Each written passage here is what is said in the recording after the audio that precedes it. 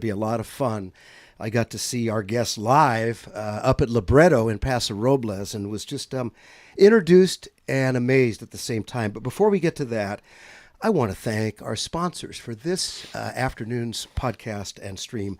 Castillo's Carpet Cleaning of San Luis Obispo. Mr. Castillo and his family, his crew will do an excellent job. Their website is castillocarpetcleaning.com, located right in San Luis Obispo. They will take care of all of your carpet cleaning needs with excellence. They're our carpet cleaning company of choice for our studio and our facility here in San Luis Obispo. The best in truck-mounted steam cleaning. I really like those guys. They do a great job. And then I want to thank you for tuning in and supporting Slow Talk Podcasting Studio. We produce, develop, record, distribute, and market podcasts right here at the studio. Check us out at slowtalk.com, and there's a whole section on podcasts. Folks have already asked, where is Martha at? Martha, if you're watching, we miss you today. Martha Torkington could not be with us. She's resting up for the holiday celebrations, and the last I heard, she's living the SLO County life. Check that out on Instagram. That's one of the things that Martha's doing, and some really fun stuff going on there. Well, you guys, you've heard it before. The way I look at this today, the UFO has landed. And the UFO in the studio, the unidentified flying object, sound effects included. Mr. Jim Barnett. Jim, welcome for the first time to Slow Talk Podcasting Thanks, Studio. James. Yeah, it's good to have you. I met you roughly about a year or so ago. Maybe it's been 2 years. Up at Libretto, we saw a couple of shows. And that trio that you did up at Libretto was pretty amazing, Jim Barnett. Thank you. We had you, of course, on the Steinway piano, and then James Gallardo on the stand-up bass, and then Daryl Voss on drums. Probably one of the best drummers in the whole area. I agree. How did you reach out to those guys? Where did that all start? How did that start to happen? Well, they reached out to me. It was New Year's Eve 2 years ago, 2020. Yeah. And nobody was doing anything because COVID just started.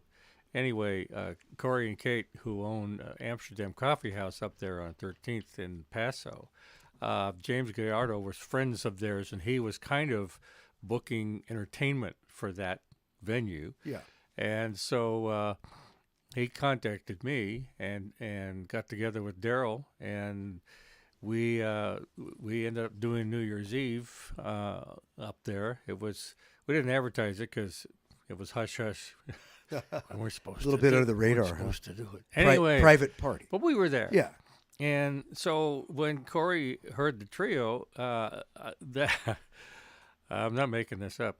That particular evening, we had Corey's 1914 Steinway Grand, and I had tuned it because I'm a piano tuner. My dad was. Yeah. But it went out of tune as I was playing it. It was that bad. Corey said, Jim, I really apologize. I've got a Steinway B coming. I just bought a rebuilt Steinway B, 7-foot grand. We're going to extend the stage. It'll be here in 2 weeks. I want you to be the first to play it. So January 14th, we went back and we played it. And then we came back a couple of times later. The middle of February, he said, can you do every Friday night? I said, yeah. Wow. I think so. And so that was the start of the residency gig up at Libretto in Paso Robles. Well, yeah. What happened was that 6 months later, we had built such a following at Amsterdam that Corey and Kate were turning people away at the door, and they said, we need a bigger place. So they went around the corner to what used to be cantinas underneath Fish Gaucho at Park and 13th. Okay, no, right where that's at. And they leased it. They called it Libretto because, ironically, it used to be a long time ago the Opera House. It's amazing. And so Corey went down to Beverly Hills and tried a bunch of Steinways, didn't like any of them, came back, and they called him a week later, and they said, we think we have something for you. So he went back down there and saw the Steinway D, 9.5-foot concert grand, only 10 years old, 2012. And all the concert pianists that come through have just raved over it, but they have their own pianos. Steinway D, 9.5 feet long. Yeah. Yeah, it's the biggest Steinway. Yeah. And so Corey fell in love with it, and he paid for it and had them ship it up, and it's at Libretto. We opened the place in October of that year after they renovated it completely. Yes. And then we were there pretty solid every Friday night till the middle of this year. Then he started bringing in some Grammy award-winning players from L.A. and San Francisco, which was great, Yeah. And we went back to Amsterdam while he was doing that, and then business-wise, he figured out he was competing with himself, and the business in Amsterdam was kind of waning a little bit. So kind of cannibalizing the other business. But two shows at the for same our time. trio to do 18 months every Friday night for 18 months, it's a miracle in this market. That's amazing. You know. And out of that, I think it's a good time in the interview. We're going to talk a little bit about your background, but the stuff that's happening right now, I got a copy. I listened to your record. Just Friends, the trio, the Jim Barnett trio, with Daryl Voss, James Gallardo, recorded at Painted Sky Studios. We want to give them a shout out. The quality, just the recording quality of the tracks is absolutely excellent. I heard it on a small iPhone speaker. Then I heard it on my headphones, and then I went out to the garage and heard it on the big towers. There's a difference, yeah. Yeah. And of course, I grew up with live music, and so you can't substitute that. But No. that is, gosh, Jim, how did that come about to do that record? What's the story behind that? And when did that, how long were you guys playing together as a trio before you went into the studio? Well, about that 6-month period when they were turning people away, and it was James' idea to we should record, So we went to Painted Sky at Daryl, and we recorded it actually a year and a half ago in June of 2020. Really? And June of 2021. Yeah. Excuse me, the last year. Yeah. And so we recorded 17 tracks, and then we decided on 10 of them that were suitable for a CD.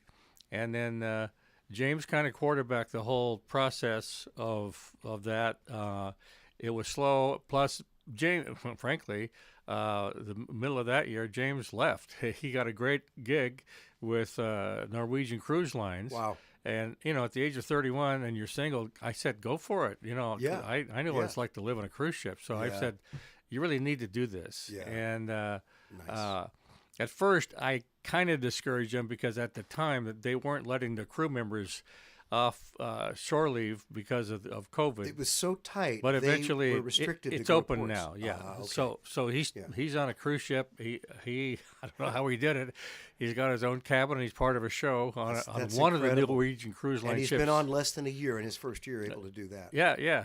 But he organized the rest of this, from the ship on his laptop, emails and all that, to finally get it on Spotify and Apple Music and YouTube, which is where it is now. So I have to show for our guest, I want to get this on camera, Mr. Griffin right here.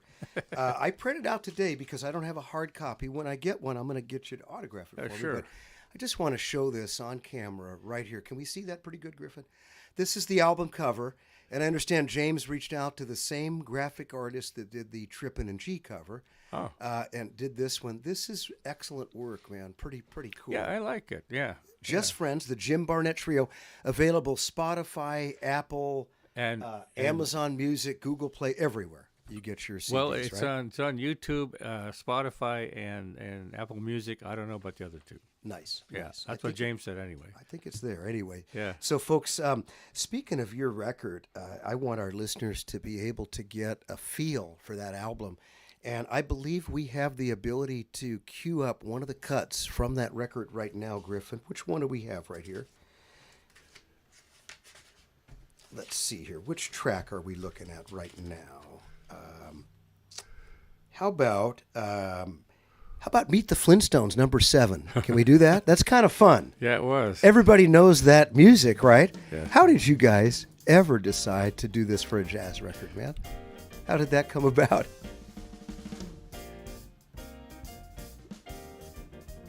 We have songs we call burners. And I turned to Daryl and say, okay, we'll play it as fast as you want. And he just took off. And we played it. In the studio. Yeah. And this is pretty much... This is our token fast tune. That's cool.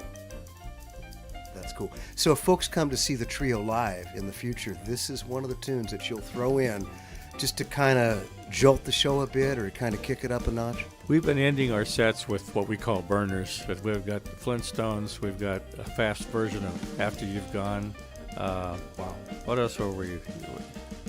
There's a couple more. I can't think of them right now. That's fun. Gosh, this is pretty tight, man. How many times did you record this one, Jim, to get it just right? Just 2 or 3. 2 or 3 takes. You can't do that very much. And of course, this record was recorded at Pianist Sky Studios. What a excellent place! Did you enjoy that? Can they hear experience? the bass on what they're listening to? They absolutely Oh, okay. can. Yeah. That's his solo, James.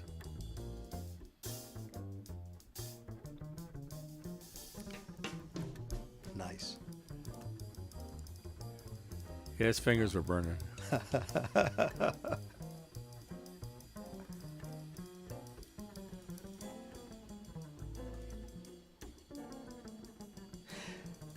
So, did you record these songs in the order of the sequence or just a totally different order? How did that go, the process of going to the studio? Did you start off with the title track first, or how did that come together, Jim? I honestly don't remember. We just recorded a whole bunch of songs, and I don't know what order we did them in. I selected the order of the album. Yeah. And because I kind of programmed it a little bit, you know. I think the first cut is All the Things You Are. Yeah. Yeah. And the last one is Just Friends. That's the way it turned out. It's kind of a happy song. Now, Just Friends. Tell me a little bit about that song. Have you played that one previously before recording? Was that part of your set? Oh, yeah. All of these we had done live. All right. Fair enough. Yeah, we had done all these things live. Yeah, so you're really comfortable with the songs. Oh, yeah. So we just went in and did it. Yeah. And then Just Friends, how did you arrive at that being the track? Was that a statement about you guys, just friends? It was that kind of a vibe? Or? I just came up with it one day. You know, what are you going to call it? Oh, let's call it Just Friends because that's one of our songs, you know. Nice. Yeah. Nice. It seemed to fit. The Flintstones was already taken for an album title. Well, yeah. Yeah. So, Jim, going way back, we were talking before we started streaming today. You grew up in Fresno, California. And was the first interest in music the trombone or piano? Oh, piano, definitely. Okay. And I grew up in a musical family. Ah, okay. So that was just part of how you cut your teeth, so to speak. Well, Dad was a piano tuner. Okay. Mom played the piano. Dad played the piano. He played piano by ear mainly. Mom was more classically trained. My older sister played the piano. Then I started lessons when I was 8. My younger brother, he played the piano too. And so... Did you guys have to fight over time on the piano? No, not really. Actually, we had 2 pianos in the living room. And my sister and I used to do stuff written for 2 pianos.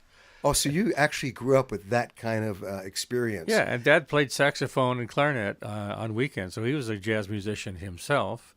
And that's how I learned all the standards. So, he would come into the living room, open his sax case, and say, "Come on, let's play some stuff." He'd say, Yeah. It would be Blue Moon or After You've Gone or all this stuff from the 30s and 40s.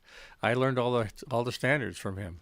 It's interesting. When Ken Davis, my son, got involved in swing jazz with the Red Skunk Gypsy Swing Band, for some reason I knew a lot of those songs, the Fats Waller and different things.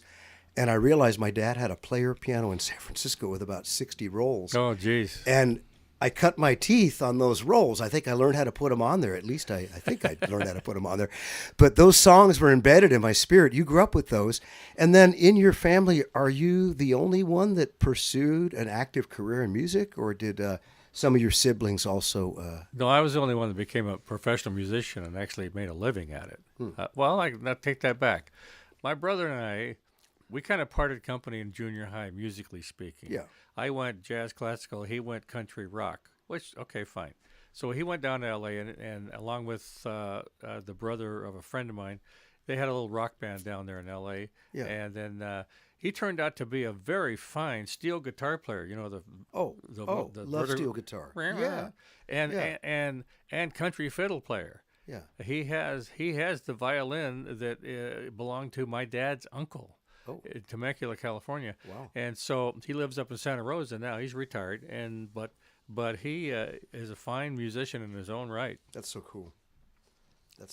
So did you leave Fresno to go to Northridge? Was that the first jump that you took as far as your career, or were there detours prior to that? My career, well, I'm a retired musical director. As a musical director, that started in 50 years ago, 1972. Wow. Um, through a friend of mine from Fresno, Jim Gandulia, a drummer. Hmm.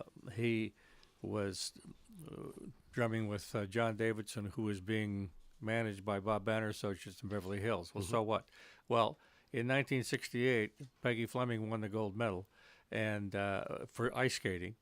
And Remember that. Bob Banner Associates signed her to a 5-year contract to do 5 TV specials in 5 years. So after the fourth one in 1972, they said, you know what, this is too good to not put out on the road. So they got some engineers and carpenters and everything. They put together. I'm not making this up. They put together a portable ice floor.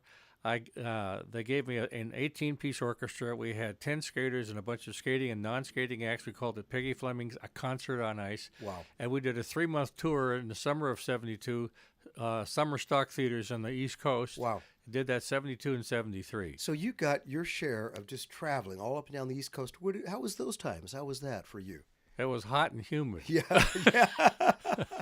But I got off the plane in Buffalo, New York in July of 72. I thought I was going to die when that humid air hit my lungs. Because I grew up in Fresno. Oh, I'm a yeah. desert rat. Right. It's not like Wichita Falls, Texas, where I was at in the Air Force. No, big difference between the dry valley heat and the heat back east. Yeah. Yeah. But to answer your first question, when did we move?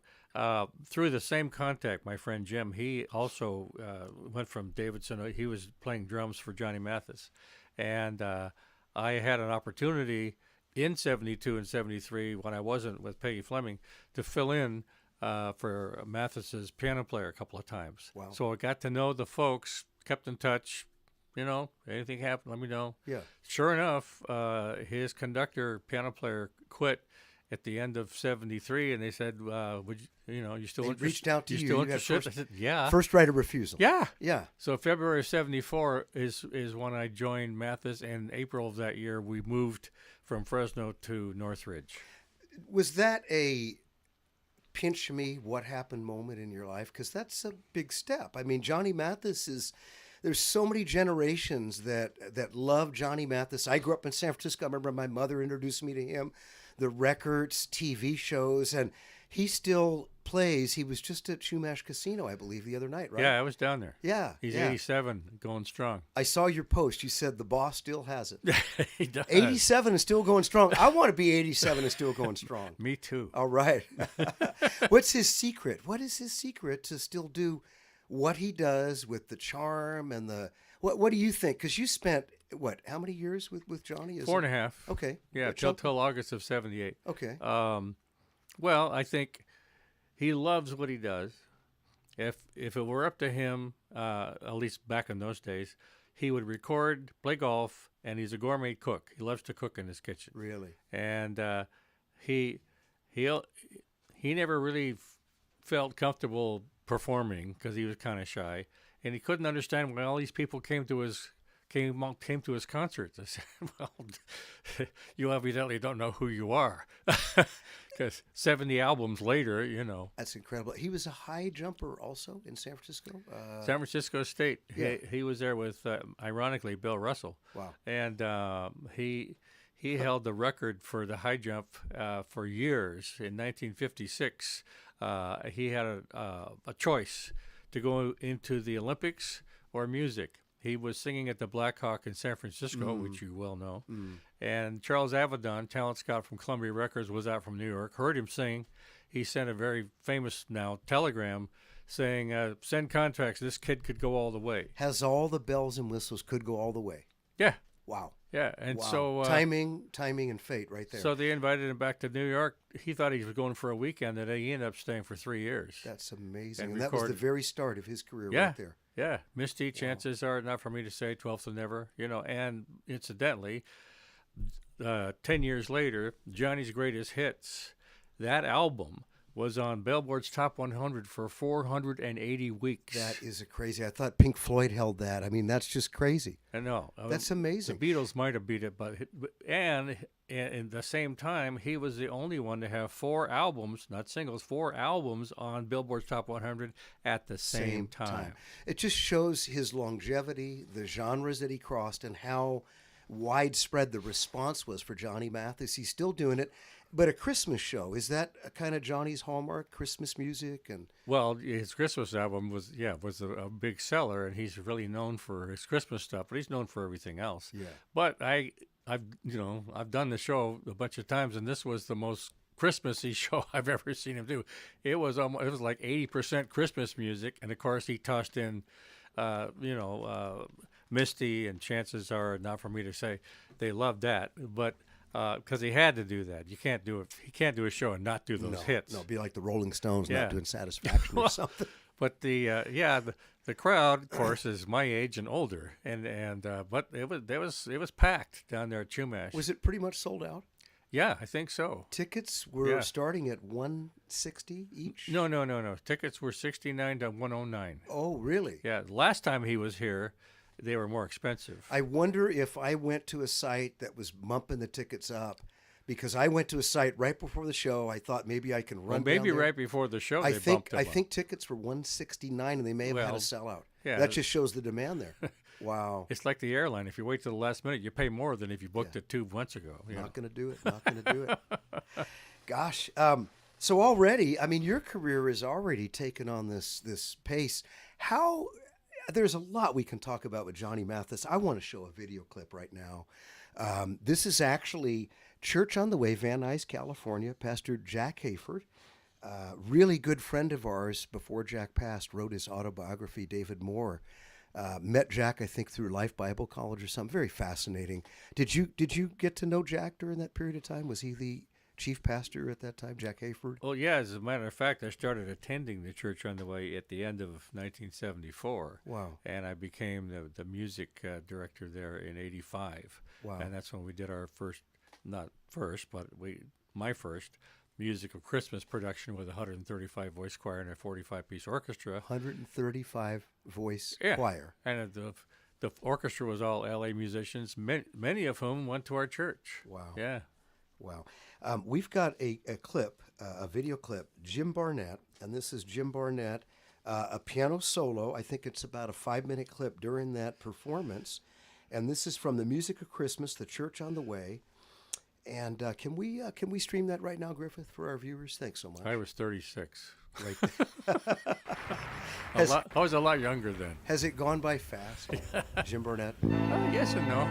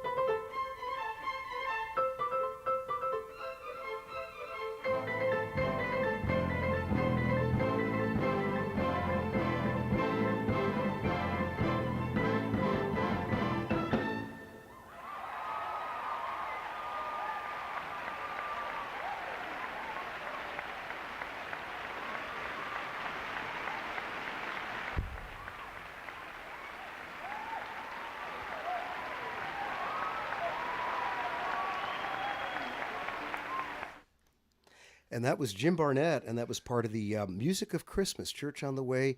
You said that was 1978? 1985. We don't want to go back that far. 1985. Jim, that was amazing. The orchestra, the sound, the equipment.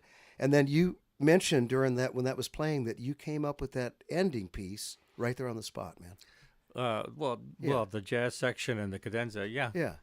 That's cool. Well, that's what jazz is. But but you were playing. You listed some of the names of the people that were part of that orchestra that would show up. Yeah, some of them went to our church. Alex Acuna, Chester Thompson, Bill Maxwell, the percussion section. I mean, what a percussion section. Oh.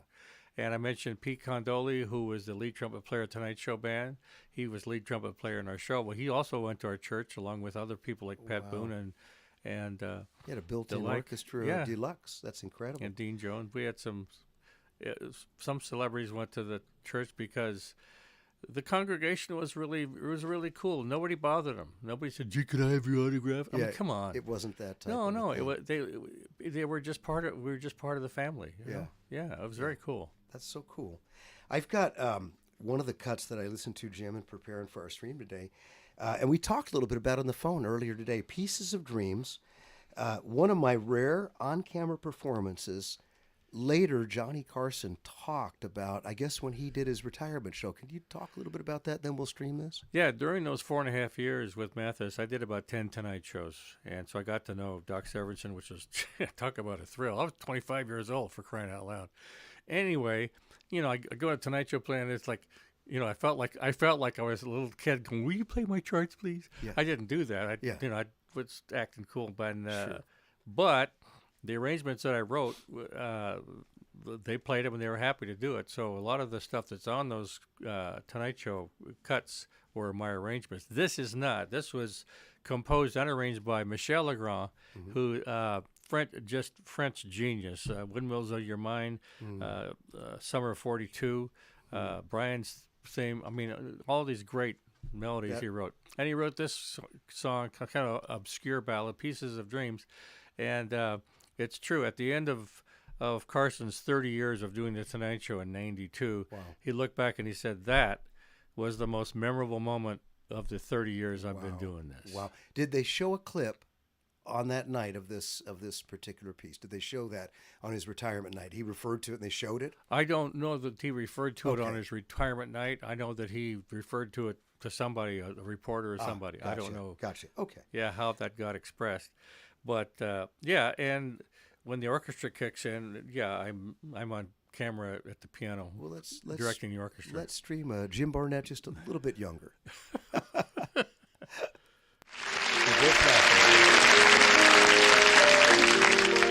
This is a song that was written by a friend of mine that I think is really one of the finest composers for motion pictures. His name is Michel Legrand. This is one of his lesser-known compositions, but it's formidable music by a great composer. It's called Pieces of Dreams. Little boy lost, in search of little boy found. You go wandering, wandering, stumbling, tumbling round,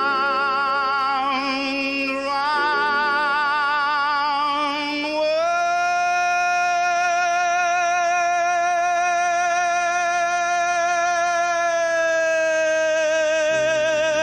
When will you find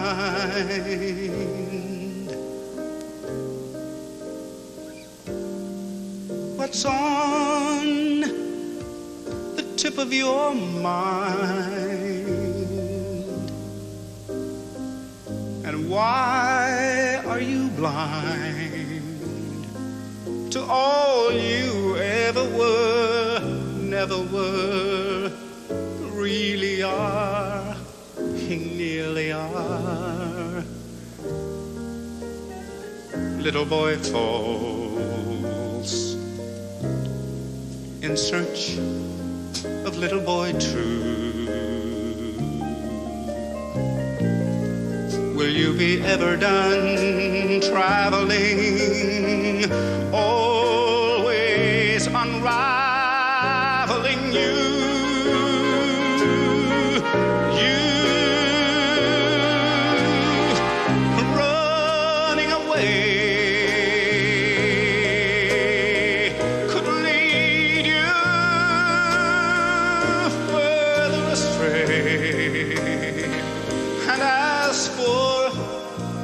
fishing in streams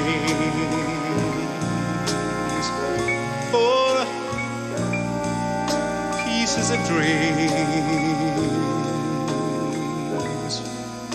Those pieces will never fit. What is the sense of it?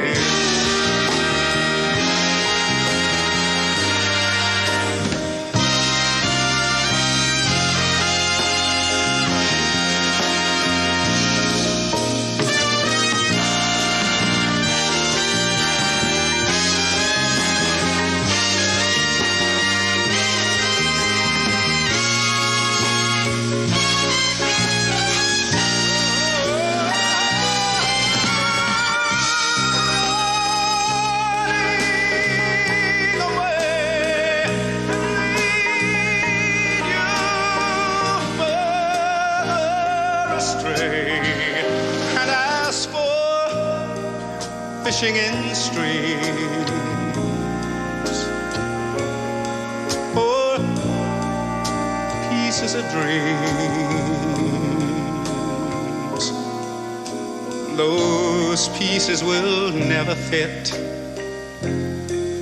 What is the sense of it, little boy blue?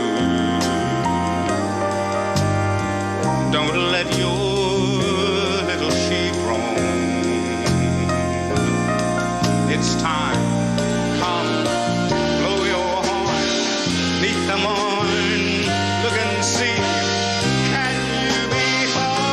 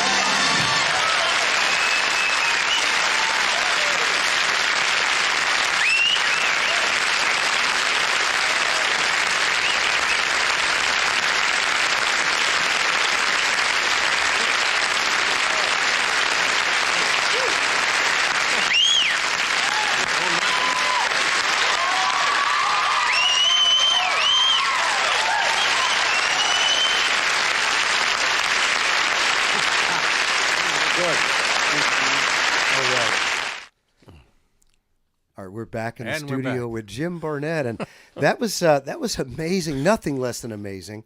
And of course, that was the Tonight Show, Pieces of Dreams, and the crescendo on that music is just absolutely incredible. And that last note is 32 seconds long. Wow, that is absolutely incredible. That's the beauty of YouTube. We're able to bring back these memories and show them to our streaming audience here Yeah. today. And how does it feel to look back on these clips and these special moments, Jim? I'm thankful. Really Yeah. appreciate that I was allowed the privilege to do stuff like that. You Yeah. know, and probably still could, but I'm retired. Yeah, we've got one of the other clips that I came across that I absolutely love. I love the song "The Way We Were," and we've got we'd like to show that right now, and maybe you can Is open. that from the Canada? Yeah, it is. It absolutely is. It's from 1975, the Edmond, Alberta Symphony Orchestra. How did that happen? Jack Sobel from New York, he paid for the whole thing, a couple $1 million.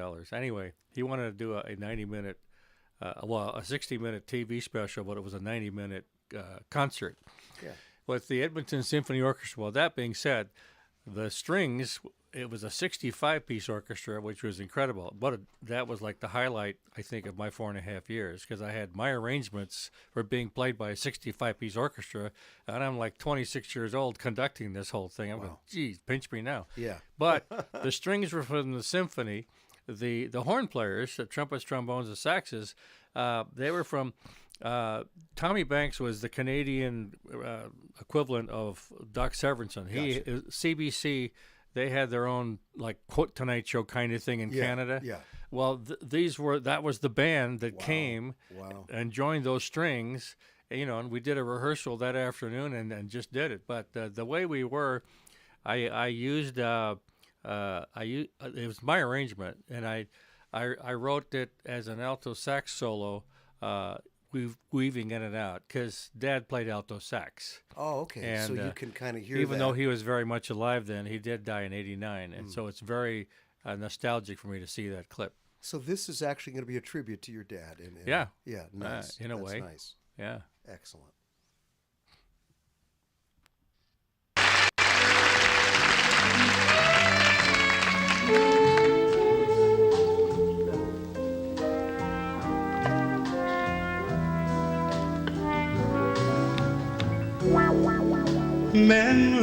Memories like the corners of my mind,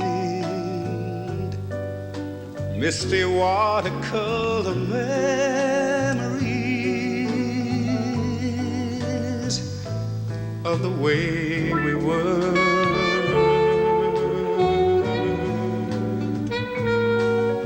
Scattered pictures of the smiles we left behind, smiles we gave to one another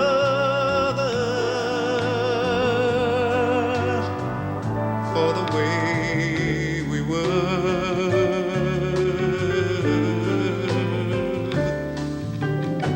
Can it be that it was all so simple then? Or has time rewritten every line? And if we had the chance to do it all again, tell me, would we? Could we?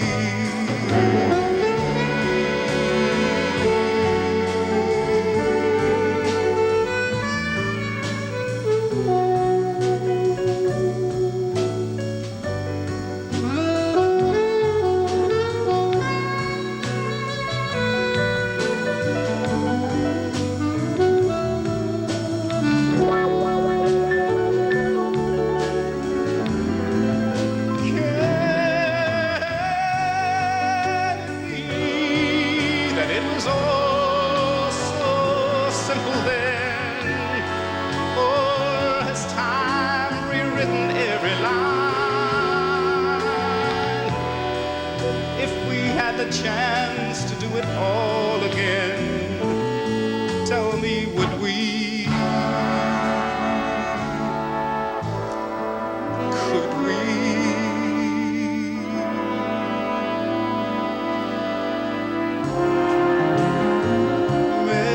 Memories may be beautiful, and yet what's too painful to remember, we simply choose to forget. So it's the laughter,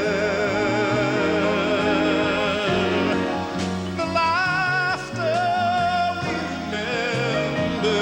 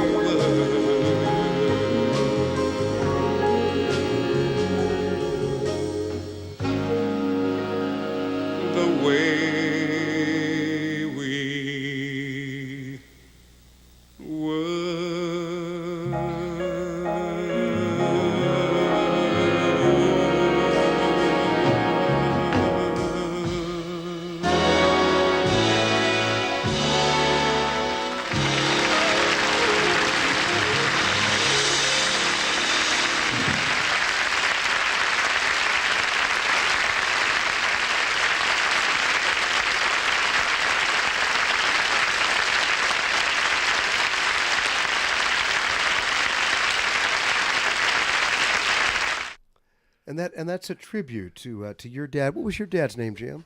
Chet Chet Barnett. Yeah, he was a piano tuner and a musician. He played saxophone and clarinet. All right, another multi-instrumentalist like Jim Barnett. And for our listeners that are just tuning in, our viewers, we're in the studio, Slow Talk Live with Jim Barnett. Jim, this is a crazy fun afternoon for me. I love music. I grew up with a transistor radio on my pillow. And piano, my wife plays piano, and piano just seems to be this magic in every different decade. Every different style of music, piano, Elton John, look at what he did. It's the craziest thing. Piano is your main instrument. Do you still play a little trombone? Or No, nothing. I don't even have a trombone. Don't even have a trombone. That's way, way back there. Long time ago. What kind of piano do you have at home, Jim? Well, it's very special. It's a 1957 Baldwin Baby Grand. It's the piano I grew up with. Wow. Dad bought it in '59 when I was 10. And he brought it home, and my sister and I practiced on that for years. And then Mom died 8 years ago at the age of 93 in Fresno. So I had my friend Louis Piano Moving down there in Santa Maria. Yes. To plug Louis. Anyway. I know Louis. He moved a jukebox for me. There you go.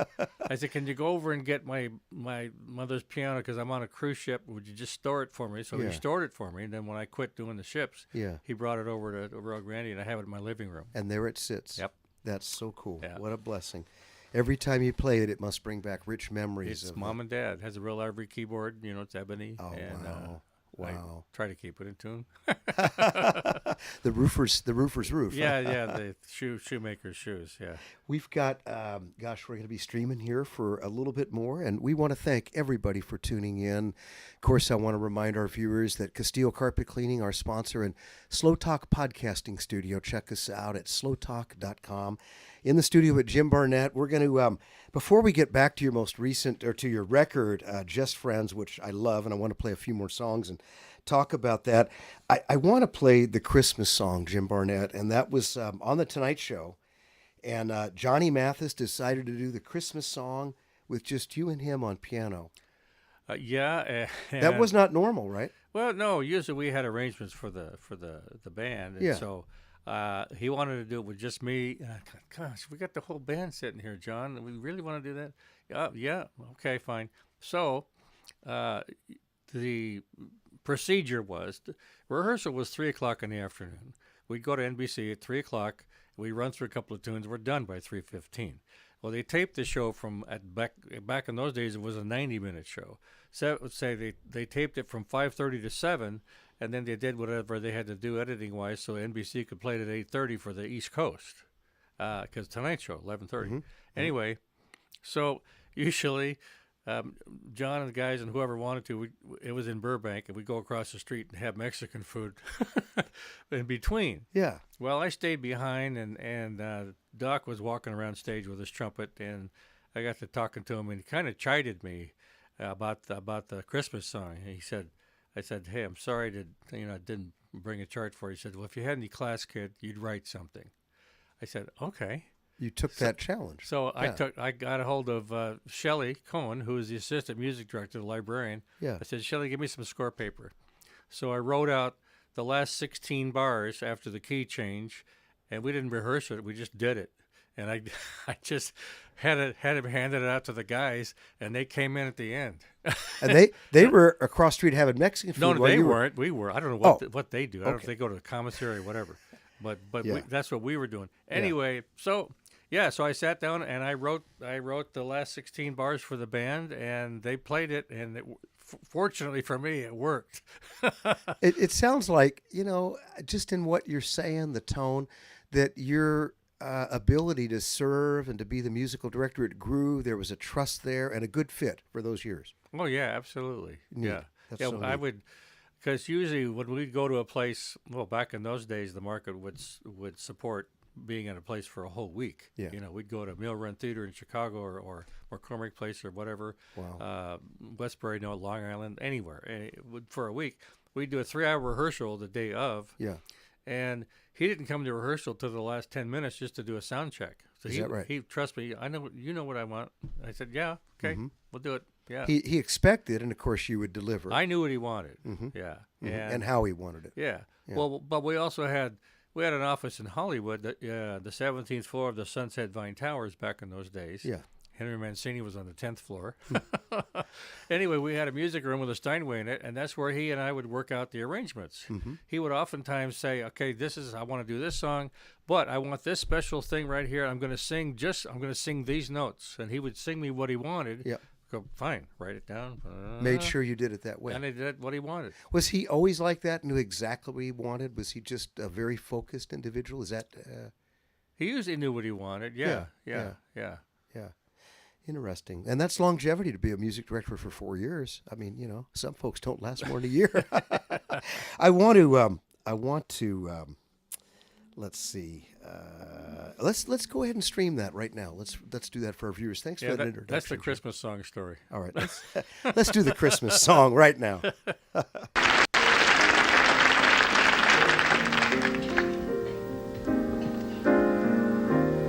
Chestnuts roasting on an open fire, Jack Frost nipping at your nose, Yuletide carols being sung by a choir, and folks dressed up like Eskimos. Everybody knows a turkey and some mistletoe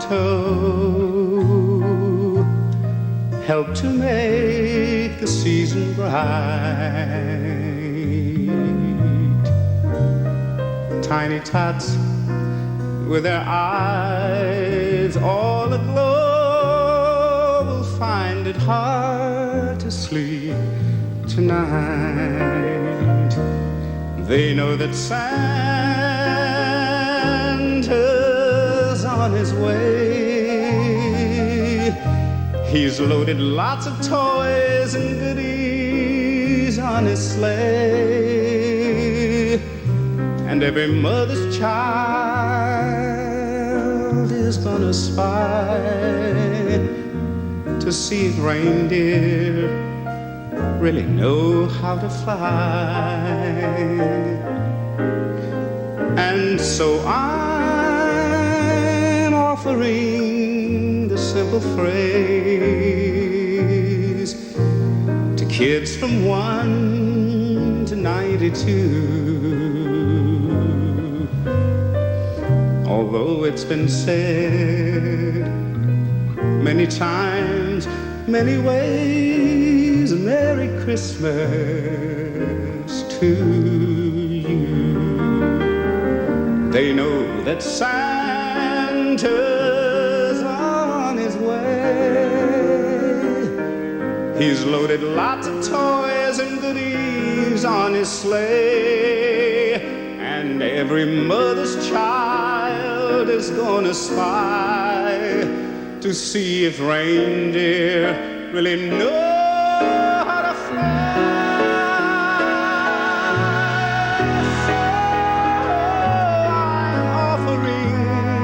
Simple phrase to kids from 1 to 92. Although it's been said many times, many ways, Merry Christmas to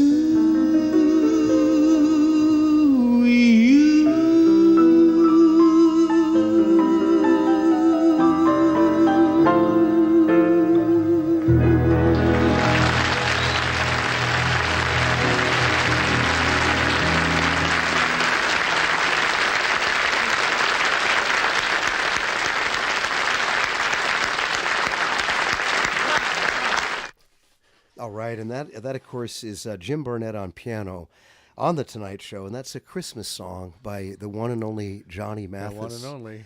Amazing. Jim, there's a lot of magic in your life, and before we finish our stream this afternoon, my gosh, your record, Just Friends. I want folks to hear a few more cuts of that.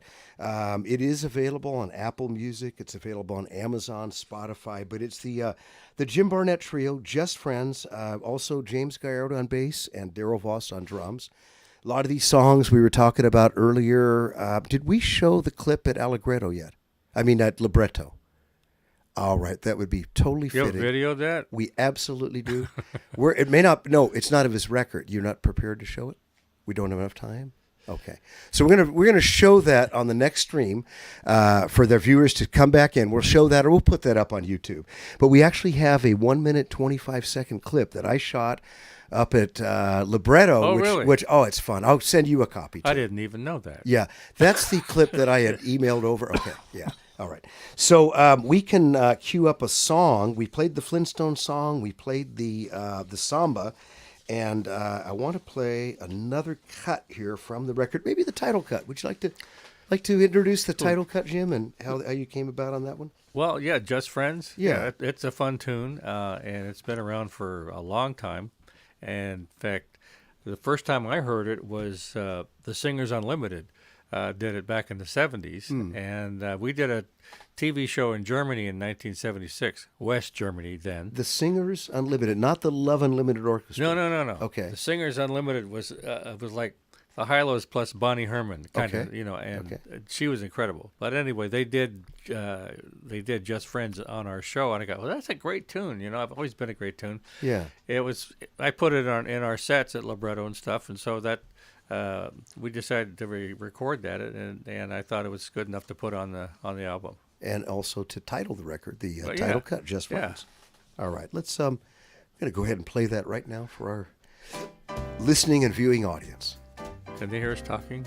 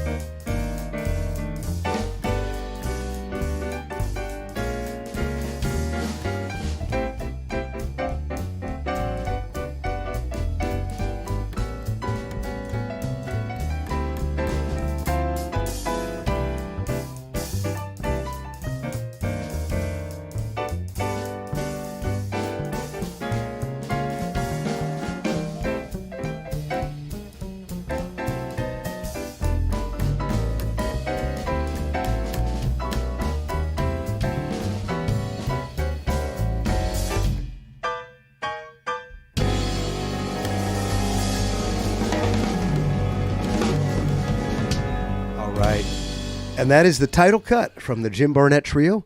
And that is Just Friends. And Just Friends, we're almost out of time here. Yeah. In closing with Jim Barnett this afternoon. Jim, this has been a lot of fun, man. It was fun for me, too. I'd love to bring you back. There's always a next time, right? Okay. I'd really love to bring you back, and I'd love just to get an understanding of the cruise industry, what that was like. And towards the end, you went on multiple ships. And I think that'd be really fun for folks to reminisce about a cruise they were on, or for some of our audience that have never been on a cruise, man. Sure. Yeah. Yeah. Would you come back and do that with us? Oh, absolutely. Talk about whatever you want. I really appreciate that. Folks, this is Slow Talk Live, and we've been talking here with Jim Barnett. And if you want to get his record, check it out. Also, what's the website, Jim, for your piano tuning? Oh, well, it's basically JimBarnettMusicServices.com. Jim Barnett Music Services. Now, they can get piano tuning, but if they own a restaurant or some venue, a winery, and they're happen to watching this and going, I've got to get Jim Barnett or Jim and Daryl or Jim, Daryl, and James. Yeah, they can contact Can they me. do that right Yeah, through the website? Sure, absolutely. There my we go. phone number is there, my email address, everything. Excellent. Yeah. We also want to thank Castillo Carpet Cleaning, located right here in San Luis Obispo. Check them out. Their web address is castilloscarpetcleaning.com. I can recommend and appreciate what they do. They've done our studio, they've done our home, and we so much appreciate them. And then we want to offer Slow Talk Podcasting Studio. We're a turnkey podcasting studio located right in San Luis Obispo. We produce, develop, record, distribute, and market your podcast series. Call us up at 805-234-5056. I would be remiss today if I did not thank Griffin Brashears, our streaming engineer. So much appreciate Griffin. We're going to post some pictures we took in the studio today. And I tell him he brings the magic every time. And, he tries to downplay. But the guy is so talented. And so much appreciate him making it happen. Appreciate all the people that got Slow Talk Studio into our 5th year right now. We've already celebrated our 5th year, and we're looking forward to the future. Please subscribe to our YouTube channel. We're going to come up with some surprises and some really great interviews coming up in January. And got a very special surprise we're going to announce real soon. For Wednesday, January 4th, we'll be back on Slow Talk Live. I'm going to sign off right here. James Davis signing out. I think next time we'll have some fun. And thank you so much for your time. Have a great day. Thanks, James. Yeah. Thanks, Jim.